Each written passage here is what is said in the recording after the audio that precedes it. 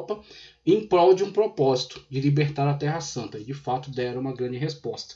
Então houve algumas ocasiões em que eles libertaram do poder islâmico, mantiveram ali influência, mas não perduraram tanto. Então a Terra Santa, né, passava vez para o poder latino, vez era recuperada pelos islâmicos, depois os bizantinos vinham, depois os islâmicos tomaram de novo. Então essa situação se prolongou ao longo dos séculos, tá ok? Mas de fato as cruzadas foram uma grande resposta. Aí você tem a fundação dessas chamadas ordens militares, né? A criação das ordens militares, Ordem dos Templários. A ordem foi fundada por Hugo de Payens, em 1119. O objetivo era defender a Terra Santa dos ataques dos muçulmanos. Então, uma ordem criada, né, dentro do contexto dos monges, que agora se dedicavam a uma tarefa militar, tá certo? E que foi aprovada pelo Papa e estava sediada na Terra Santa e que se prestava à defesa, por exemplo, do tráfico desses peregrinos, né? Então, favorecer a peregrinação àqueles territórios protegidos do ataque dos sarracenos, tá certo? Dos otomanos que vão surgir depois, né?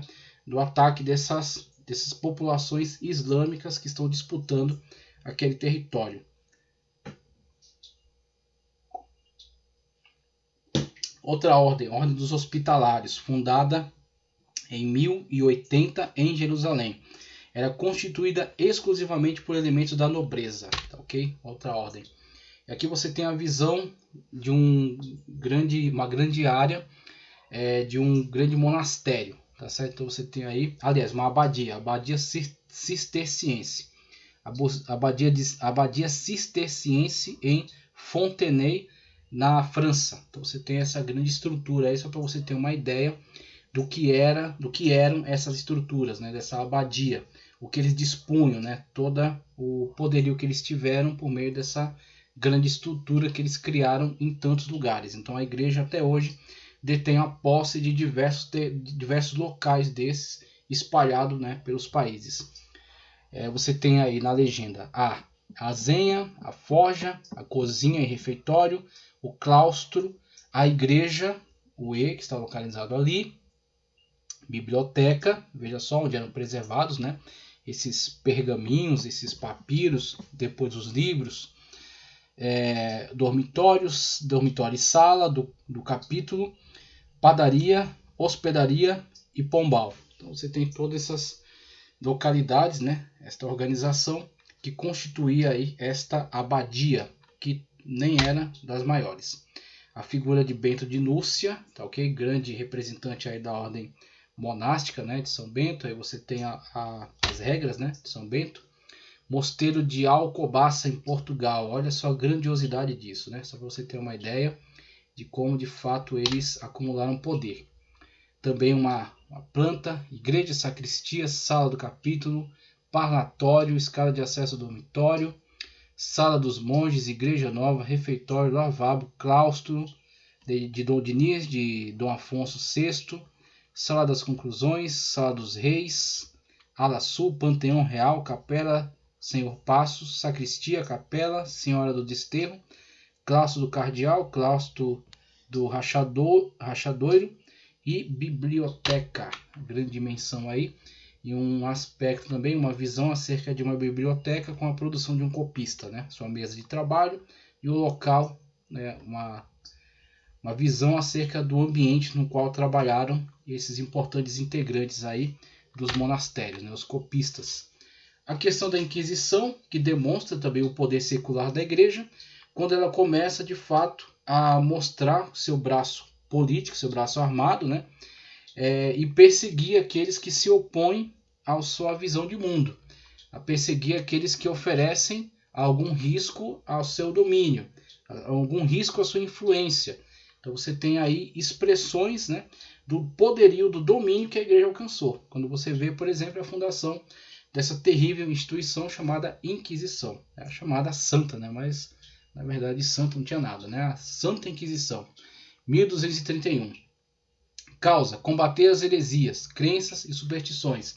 Alguns combates de fato foram contra heresias, e outros na verdade foram contra movimentos contraditórios, movimentos de reforma, movimentos de antagonismo às próprias posições completamente distorcidas da igreja na pessoa de seus clérigos, né, de seus representantes eclesiásticos. Agora, até a perseguição aos hereges, nesse aspecto, no aspecto da agressão, da morte, da imposição, também é absurda, né? Porque você tem agora o cristianismo se valendo de um poder temporal, de um poder secular, para impor a sua visão de mundo. Então, quando você olha para esse aspecto, você vê a falha, você vê a incoerência, né, entre a possibilidade de uma igreja cristã e a existência de um braço armado, de um poder impositivo sobre a sociedade, né, que venha a de fato ameaçá-los com a morte, se não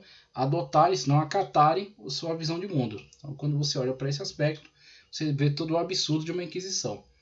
A causa de combater as heresias, crenças e superstições. Origem: Papa Gregório IX criou em 1231 os tribunais da Inquisição.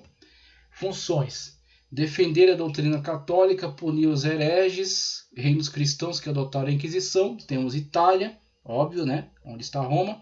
França, grande poder, associado também ao Papa, tá certo? Alemanha, Portugal e Espanha, né, os países da Península Ibérica. Você tem aí algumas visões também acerca da Inquisição, seus instrumentos de tortura, métodos por meio dos quais pretendia arrancar confissões, tá ok? Auto de fé, né, como colocado aí à direita, no qual essa pessoa será amarrada a esse tronco e será queimada, né? É muito irônico ao ver que os cristãos foram anteriormente torturados e queimados, e agora os próprios cristãos, dentro desse âmbito institucional, e essa instituição totalmente empoderada por meio dessa detenção desse poder, tanto político, quanto econômico, quanto temporal, agora eles implementam as mesmas práticas. Aquilo que eles sofreram, agora eles mesmos estão praticando, né? Então você vê a destruição de todo o ideal da igreja nesse aspecto.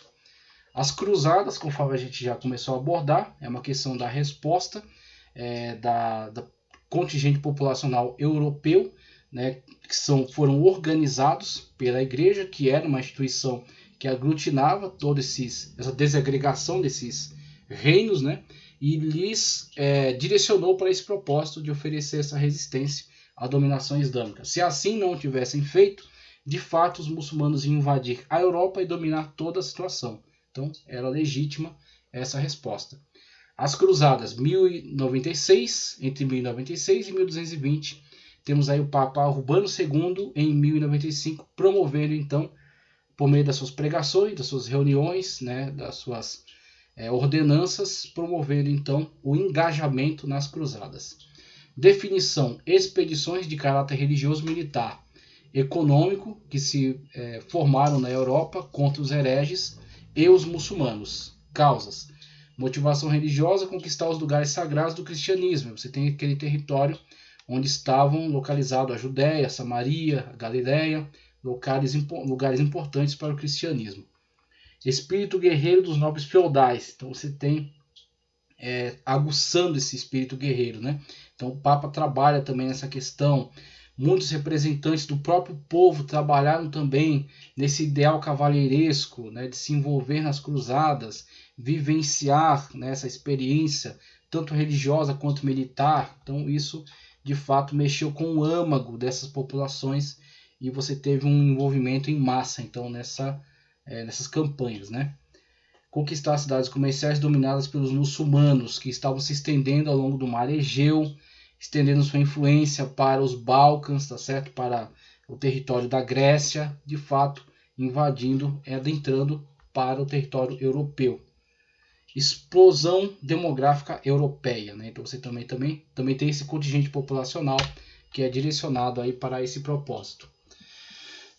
Os denominados pobres cavaleiros de Cristo se instalaram numa parte do palácio que foi cedida por Balduíno, um local que outrora foi o Templo de Salomão. Então sua sede colocada ali num palácio que acreditava-se estar muito próximo do que fora o Templo de Salomão, e já estava destruído desde Tito, né, dos romanos. Por isso ficaram conhecidos como Cavaleiros do Templo ou Cavaleiros Templários. Apenas em 1127, no Concílio de Troyes, o Papa Honório II outorgou a condição de ordem, concedendo um hábito branco com uma cruz vermelha no peito. O símbolo era um cavalo montado por 2 soldados, numa alusão à pobreza. Então, 2 soldados dividindo uma mesma montaria, né? Símbolo de pobreza.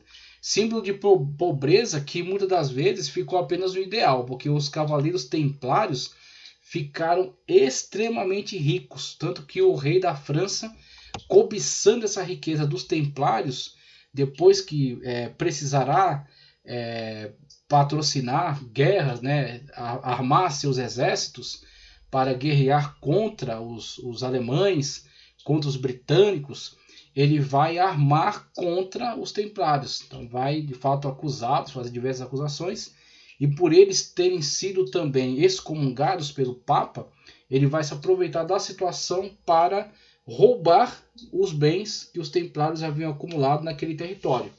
Os templários vão fundar um dos primeiros meios seguros de transação bancária, porque você vai ter templários no território da Terra Santa, né? O antigo território judaico, território da Terra Santa, e você vai ter sedes templárias ao longo da Europa, em diversos locais. Então, diversos lugares vão querer estabelecer sua ordem templária, né? Para ter também representantes ali.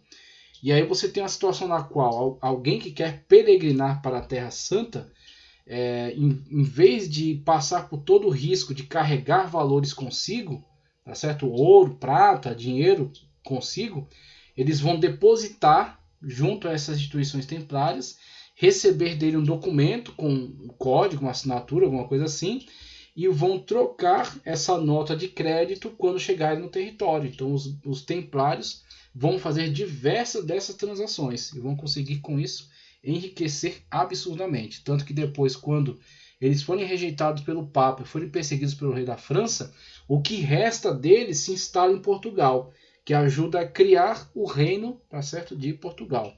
Portugal tem essa influência templária, né, dentro da sua formação. Dom Afonso, uma coisa assim, que se aliou, né, a essa influência templária. Você tem uma imagem que representa aí essa organização dos cruzados, né, para partir para essas expedições. Consequência das cruzadas: empobrecimento dos senhores feudais, porque todo o recurso está voltado agora para essas grandes campanhas, né? Inclusive contingente populacional, dinheiro, exército, armas, tudo. Fortalecimento do poder real, enfraquecimento desses senhores feudais, tá certo?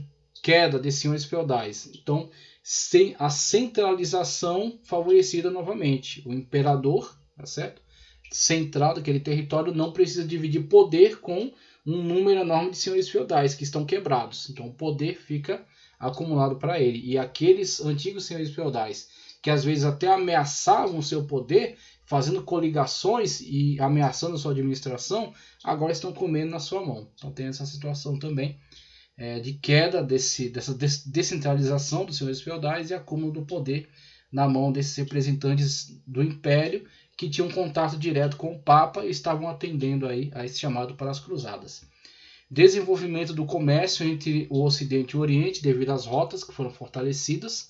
Tá? Então você tem o surgimento dos grandes impérios ultramarinos de Veneza e de Gênova, que, favorecidos por este contingente militar que agora está transitando por essas regiões, tem muito mais segurança. E tem agora enfrentamento da influência que era exercida pelos islâmicos, que inclusive estavam dominando os mares. Então você tem essas duas potências que vão crescer muito no comércio marítimo, Gênova e Veneza.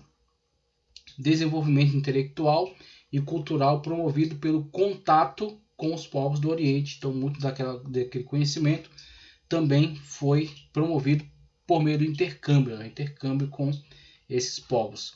Reabertura do mar Mediterrâneo, né? Influência dentro desse mar. E aí, com esse mapa você visualiza isso. Você tem o Mediterrâneo, que estava totalmente subjugado agora à influência islâmica, né, dominando toda essa vasta região. e você tem com os movimentos das cruzadas novamente a presença europeia aqui, por meio dessas tropas, né, que estão se movimentando e garantindo a segurança agora nessa região, tá ok? Você vê aqui em amarelo o Império Otomano, tá certo? Você vê o Império dos sultões, os sultões, né, do islamismo que estão dominando aqui no norte da África, e você tem ainda a influência do Império Bizantino nessa região roxa que está sinalizada aí. Então, o Império Bizantino sendo cada vez mais pressionado, né, cercado pela influência islâmica. Questão das investiduras vai surgir logo depois, tá certo? Dessas questões ligadas às cruzadas. Você vai ter as disputas novamente dentro do próprio contexto europeu entre os papas que estavam muito fortalecidos, que vão querer tirar a influência dos imperadores da gestão desses representantes da igreja dentro de seus países, né, dentro de seus territórios. Então você vai ter agora o Papa querendo que os imperadores não exerçam mais qualquer tipo de influência dentro dessa estrutura eclesiástica, né, dos bispos, tá certo?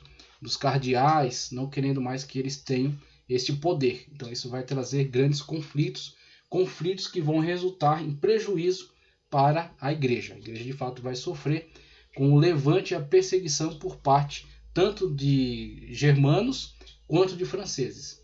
Disputa entre o papado e alguns imperadores do Sacro Império Romano Germânico pelo direito de investir os bispos na chefia das dioceses. Inclusive você, no começo da aula, falei acerca de Henrique III e a influência dele por meio da promoção dos papas reformadores, né? Medidas reformistas do Papa Gregório VII, e aí se relaciona com aquilo que estávamos falando.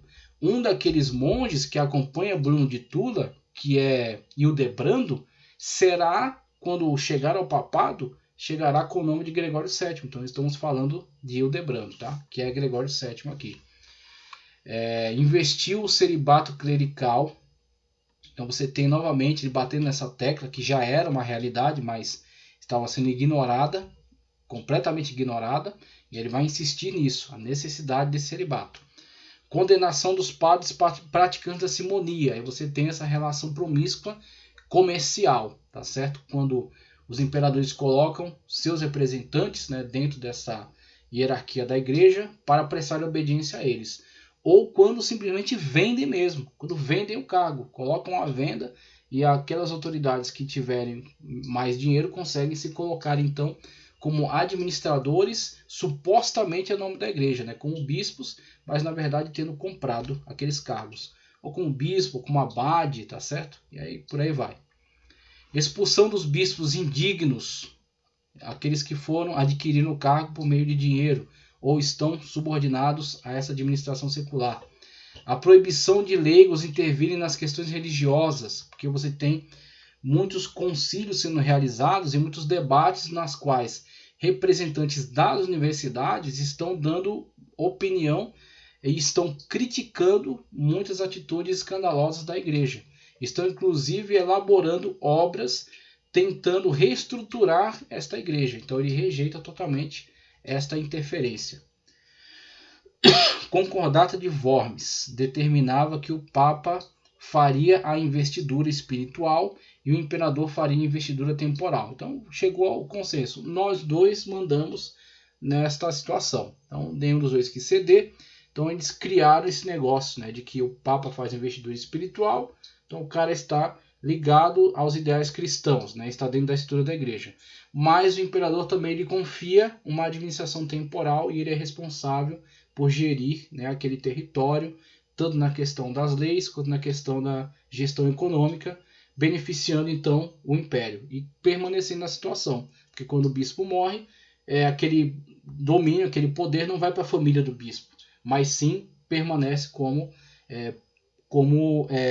propriedade do império. E agora a igreja vai mandar outro bispo para administrar de novo, mas continua sendo propriedade do império. Com isso o imperador consegue assegurar o seu domínio sobre aquelas regiões.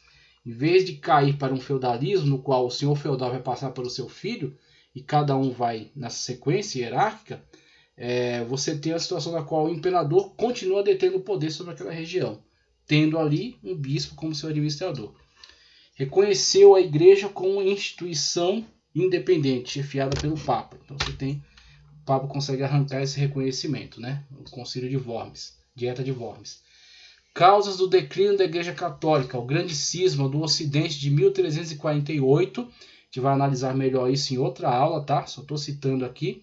Entre 1348 e 1429, Roma e Avignon. Então o papado é transferido para Avignon devido à iniciativa do rei Felipe o Belo da França, que agora marcha contra o Papa, o desafia, o prende, tá certo? E ele vai, mesmo tendo sido liberto, vai morrer poucos meses depois. E aí ele elege outro Papa em Avignon. Ideias que consideravam a autoridade civil independente da eclesiástica começa a ser fomentada, né? Essa ideia de separação entre secular e sagrado, separar, né, a gestão secular da ingerência eclesiástica. Eles não querem mais que a igreja domine tudo, que a igreja tenha influência sobre tudo. Querem que a igreja fique somente relegada à alçada religiosa, somente interfira nas questões espirituais. As discórdias internas da igreja, a descentralização, as disputas, né, a cobiça, a ganância, né, toda essa desagregação dentro da própria estrutura da igreja. O desvio dos papas de sua missão espiritual, obviamente. Então as pessoas começam a ver que os papas não estão mais comprometidos com o ideal cristão, que são, na verdade, grande fonte de escândalo, né? Então as pessoas não são cegas, começam a ver esses escândalos, começam a desacreditar dessas lideranças, dessas autoridades. Importância da igreja medieval, suavização dos costumes, os antigos costumes bárbaros, brutais, então isso é modificado com a influência da igreja. Desenvolvimento da educação, fundação de escolas, cristianização dos bárbaros, combate à prepotência dos tiranos. Muitas das vezes os papas fizeram esse importante papel de deter esta sanha de poder dos tiranos, que se fossem deixados livres, disputariam interminavelmente e causariam sempre sofrimento e dor para as populações, com intermináveis guerras. Então, muitas das vezes os papas conseguiram limitar essas ações. Trabalho aqui do professor Wilton Reis, muito bom, trabalho extraordinário. Então, somente para fecharmos aqui a nossa participação, a nossa aula, temos aqui, ó, período de devassidão que foi vivenciado, deu ensejo a profundos desejos por verdadeiras reformas na cúria papal, tá ok? Então temos aí então esse intenso desejo de reforma devido a essas situações que observamos na aula passada, né? Naquele período de terríveis escândalos, né, vivenciados dentro da cúria papal. Então isso foi fomentando cada vez mais o desejo de reformas. E essas reformas, quando vieram, foram bem aceitas pela população. Claro que esses que empreenderam as reformas tiveram que ter muita coragem e muita inteligência para poder superar todas os interesses políticos das famílias que queriam continuar dominando a situação. Mas eles, de fato, eram muito capazes e estavam muito bem amparados pelo poder imperial alemão e conseguiram, então, empreender importantes reformas. Isso abriu caminho para a intervenção de imperadores alemães que pretendiam tirar este posto de poder da mão das famílias italianas. Então você tem essa briga de poder. Henrique III quis que Bruno de Tula assumisse o posto papal, mas este só aceitaria se fosse aclamado pelo povo de Roma, o que de fato ocorreu durante a peregrinação à cidade, quando se fez acompanhar por dois monges, Humberto e Hildebrando, sendo que Bruno assumiu o papado como Leão IX. Bruno foi o chamado Papa Leão IX. Humberto viria a ser nomeado cardeal por Leão XI. Foi também quem depositou a sentença de excomunhão do patriarca Celurário no altar de Santa Sofia. E Hildebrando virá a ser aclamado como Papa Gregório VII. Este período de reforma e engrandecimento do poder papal verá toda a sua magnitude com a gestão de Inocêncio III, tá certo? Que é abordado também aqui na nossa lição como o período de maior poderio do papado. Poderio esse que não foi visto em nenhum outro momento, né? Esse acúmulo de poder que tem como origem essas reformas, que uma vez que surtirem efeito, né, reestruturar essa igreja, de fato farão com que ela consiga reestruturar toda a sua influência junto a estes reinos, esses impérios, e com isso Inocêncio III gozará de todo este poderio, né? Inclusive exercerá, né, esta influência de forma bastante agressiva, tá, ok? Engrandecimento do poder papal, verá toda a sua magnitude com a gestão de Inocêncio III.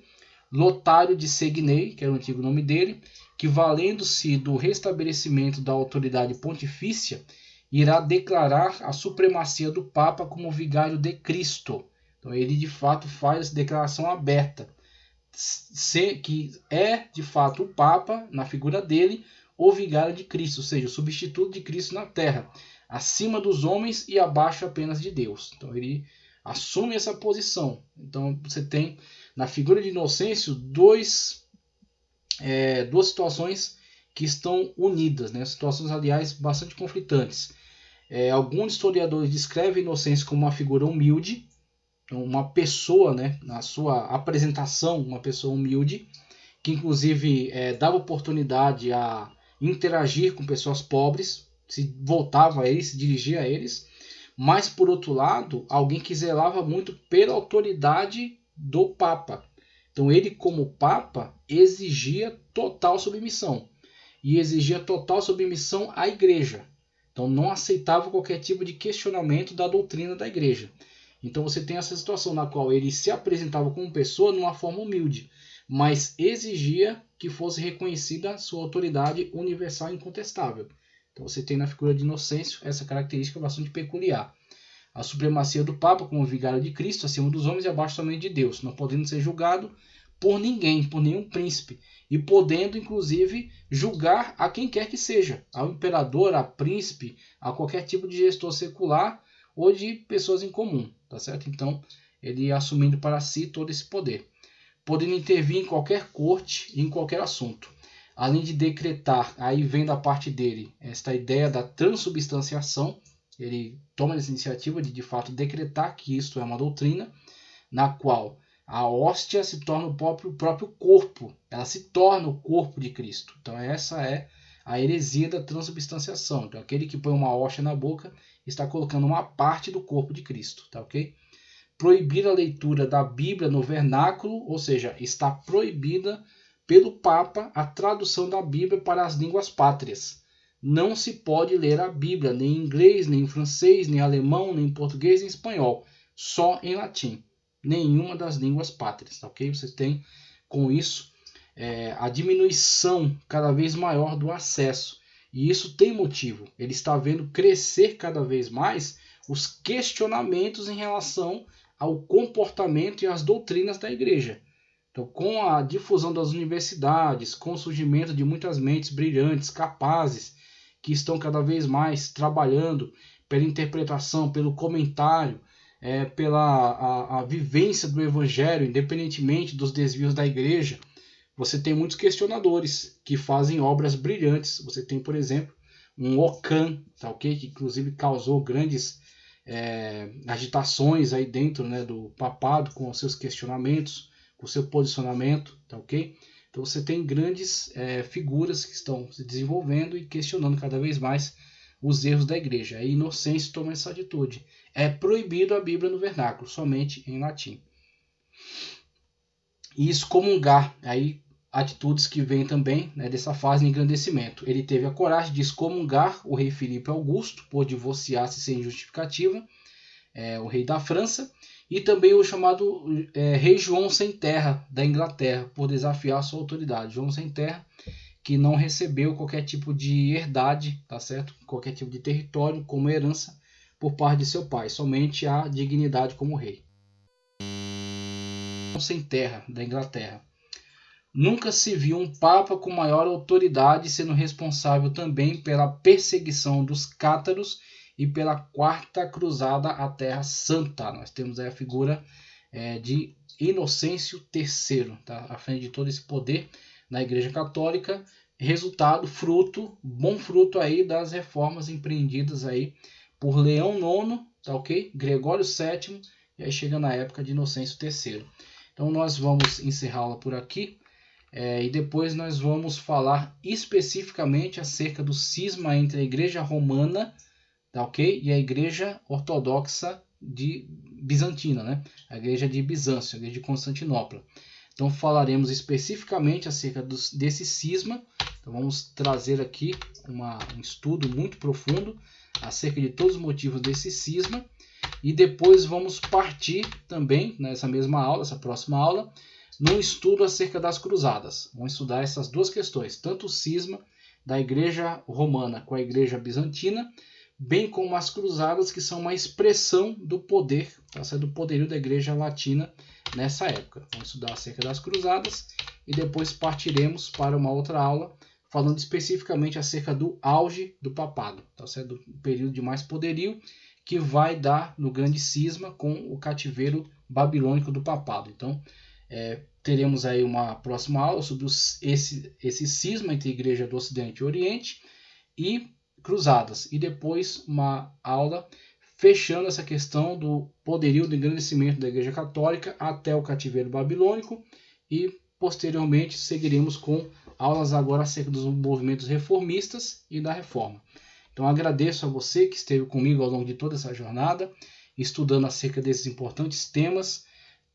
Que o Senhor continue te abençoando poderosamente. Se você gostou do vídeo, curta, tá ok? Para que o canal seja abençoado, para que nós possamos estar melhorando cada vez mais o nosso trabalho. Compartilhe o vídeo, inscreva-se no canal e compartilhe o canal para que mais pessoas possam estar junto conosco, caminhando ao longo do conhecimento, tanto bíblico quanto histórico, tá ok? Muito obrigado, que Deus continue abençoando poderosamente a sua vida, em nome de Jesus.